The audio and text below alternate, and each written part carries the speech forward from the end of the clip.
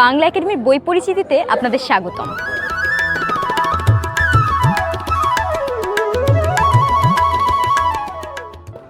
আজ আমার হাতে যে বইটি আছে বাংলা একাডেমি থেকে প্রকাশিত পুঠিয়ার রাজবংশ ইতিহাস ও স্থাপত্য, লিখেছেন মোহাম্মদ মুস্তাফিজুর রহমান।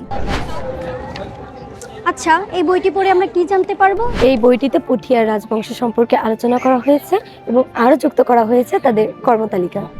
এই বইটিতে আরও আলোচনা করা হয়েছে পুঠিয়া রাজবাড়ির রাজবংশ কর্তৃক প্রতিষ্ঠিত বিভিন্ন স্থাপত্য শৈলী সম্পর্কে। মুঘল এবং ইংরেজ শাসনের ফলে বাংলার অনেক জমিদারি প্রথা বিলুপ্ত হয়ে গিয়েছিল, কিন্তু পরবর্তীতে ধীরে ধীরে আবারও উঠতে থাকে অনেক জমিদারি।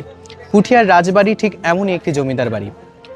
পুঠিয়ার রাজবংশদেরকে নিয়ে এইটি একটি অনন্য মৌলিক গবেষণা গ্রন্থ।